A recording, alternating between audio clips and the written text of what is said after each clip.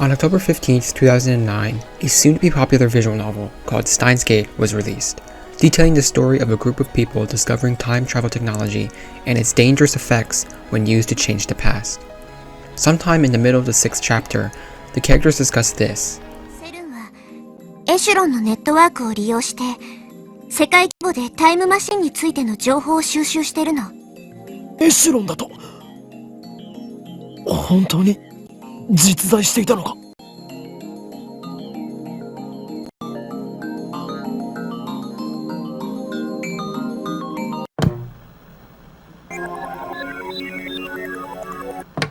Now, CERN is a non-copyrighted organization based on the real world's Nuclear and Particles Research Center. But what about Echelon? What really is this supposed conspiracy theory? And is it a conspiracy theory at all? An iron curtain has descended across the continent. President Truman drives to the Capitol. We're not going to transform our fine FBI into a Gestapo secret police. Eternal Association of the English-speaking people. Господин представитель, это что, для вас открытие? Весь мир знает, что самая империалистическая держава – это Соединенные Штаты Америки. Свой стол, поднимающийся с земли, underway in this country to confuse, to divide, to intimidate the American people.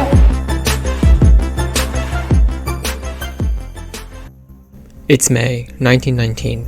One of the most destructive wars in human history had recently ended, and its aftermath led to the collapse of empires, the creation of new countries and international peace organizations, and a mass change in national identities and political thought. In the United States, this man was the commander of the US Army's cryptology department under the now disbanded MI8. However, he wanted to continue decryption of code and ciphers even though the nation was at peace. He established a predecessor to the National Security Agency called the Cipher Bureau, or the Black Chamber. It was used to spy on the diplomatic actions of other nations, both enemy and allied. Infamously, the capabilities of the Black Chamber was utilized to its fullest during the Washington Naval Conference, which was a disarmament conference that allocated a certain amount of tonnage that the ships of these 5 nations could have. The US used the Black Chamber to spy on the Japanese delegation, whose country was becoming a growing naval rival in the Pacific, revealing the lowest naval ratio that would be acceptable to the Japanese government, successfully utilizing that information to negotiate a favorable ratio, pushing Japan to accept the treaty. Throughout the 1920s, the government continued to use the Black Chamber to its advantage, breaking the systems of around 24 countries, according to Yardley himself, including providing valuable information of the aftermath of the Mexican Revolution. However, alongside other monetary problems brought upon by the Great Depression, since the Black Chamber was mostly used for diplomatic efforts, the US Army pulled its funding in 1929, and the chamber was shut down.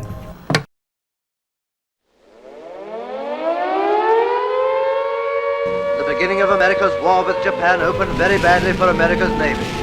The story of the Japanese bombers that attacked while Japan's statesmen pretended to work for Washington is now history.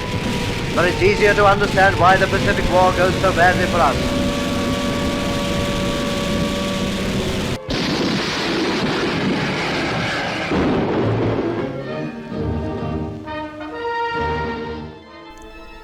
The threat of communism, both domestic and abroad, as well as new cutting-edge technology, escalated surveillance activities to a new never-before-seen level.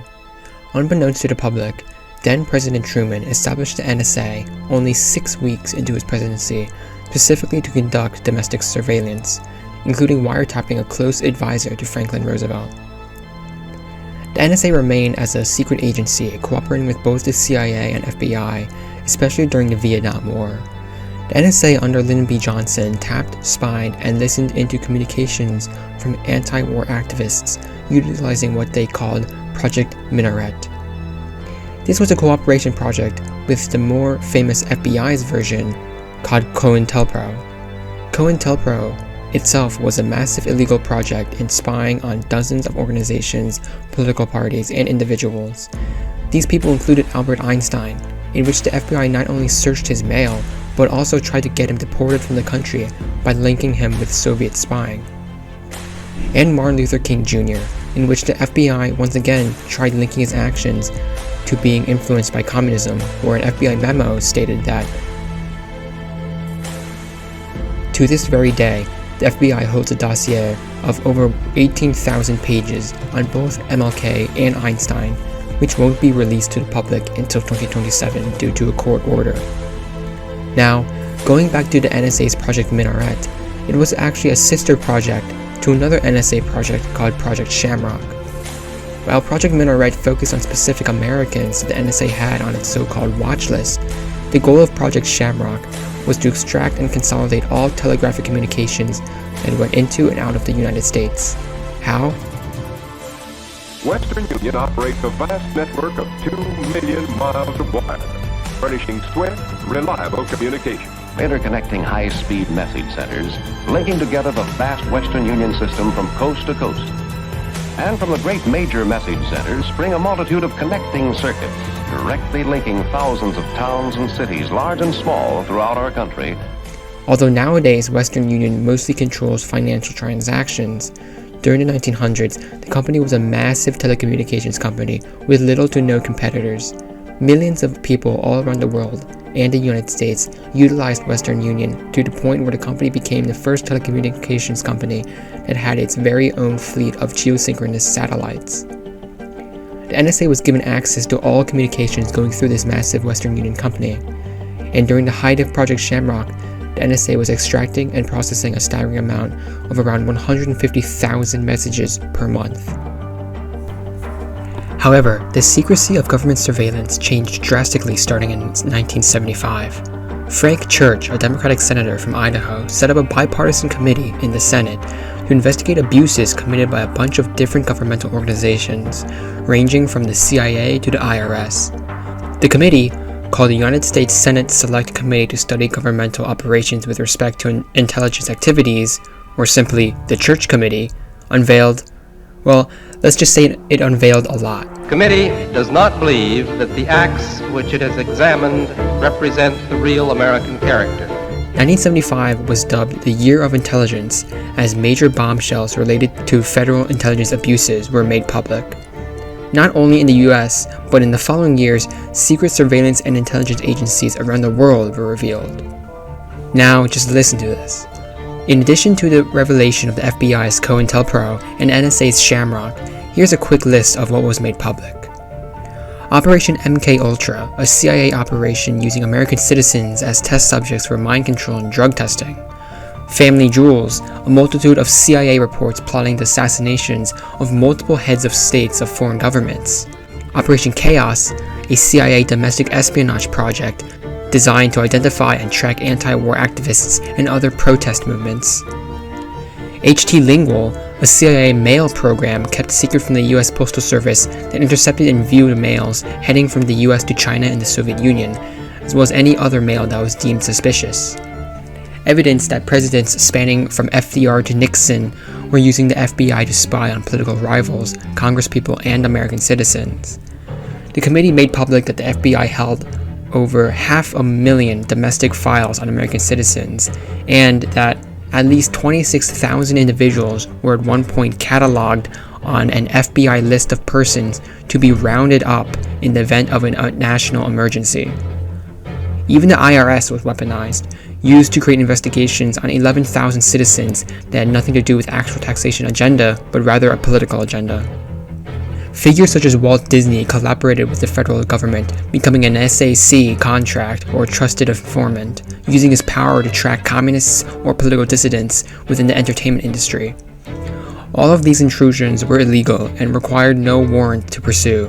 All of these programs were top secret and unbeknownst to the American people, all in the name of national security.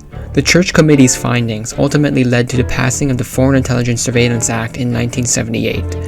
This act led to the establishment of the United States Foreign Intelligence Surveillance Court, which was given the authority to issue surveillance warrants on suspected individuals with good reason. However, something did survive the committee. Echelon. Well, Echelon didn't technically exist in name yet. While the committee was focused on domestic surveillance, it didn't investigate international surveillance. The NSA was mostly focused on Project Shamrock rather than complete international data surveillance, but once the Church Committee revealed its existence in 1975, the NSA was able to focus on partnering up with outside nations and then utilize their networks to spy on American citizens while also conjuring up information from the international world. Now, the United States was already cooperating with the British way before Echelon was formally established. The two started sharing information in 1943 with the British-US Communication Intelligence Agreement, or BRUSA. Slowly, powerful members of the Commonwealth were invited as well as other third-party countries, transforming this intelligence agreement into Echelon. Echelon was different from its previous counterparts, as it is a satellite spying operation focused on other nations. Once the first Intelsat satellite was launched in 1966, the GCHQ quickly became the first to establish interception and signal stations, with the first one here at Morwenstow in Cornwall, England. Soon after, the NSA set up a signal station at Yakima near Seattle. In 1981, the NSA and the GCHQ began sharing satellite information and cooperating with each other. This was essentially the beginning of Echelon, and soon the agencies of Australia, Canada, and New Zealand joined the Echelon system. These countries became known as the Five Eyes organization, which still exists to this very day as one of the most known espionage alliances in history. After the fall of the Soviet Union, Echelon continued to intercept telecommunications via satellites while remaining mostly off the radar throughout the rest of the 20th century. Although there were a few exposures in the late 1980s and 90s, with the most major being New Zealand journalist Nicky Hager, who released a book in 1996 called Secret Power, New Zealand's Role in the International Spy Network, which spoke about Echelon in detail. However, all of these people were not taken seriously at the time. Even though the Australian government confirmed its involvement with the UK-USA agreement, the US and British continued to vehemently deny Echelon's existence. Then, in 2000, European Greens within the European Federation of Green Parties proposed a committee to investigate Echelon. Chaired by Portuguese politician Carlos Coelho, a member of the European Parliament, the committee began its investigation on June 15, 2000, with goals of confirming Echelon while also seeing if it interfered with European law. However, throughout the investigation, the committee was heavily opposed by other major political parties within the European Parliament, and the committee was not able to fully investigate the program. The committee only investigated for a little more than 1 year, and its investigators were unable to meet with US federal institutions as the US continued to deny Echelon's existence. Finally, the committee finished its report in July of 2001, presenting evidence that Echelon was the code name for a signals intelligence collection and interception system that is capable of inspection of telephone calls, fax, email, and others. Basically anything that can be transmitted via satellites as well as public telephone networks, including internet traffic. A few months later, on September 5th, the European Parliament voted to accept the report. However, due to the major opposition to the report, it did not gain much public recognition, and Echelon remained as a sparsely known conspiracy theory. Then, less than a week after the European Parliament accepted the report, American 11, are you trying to call? The cockpit is not answering their phone. United 175, New York. We have some problems over here right now. We might have a hijack over here, two of them.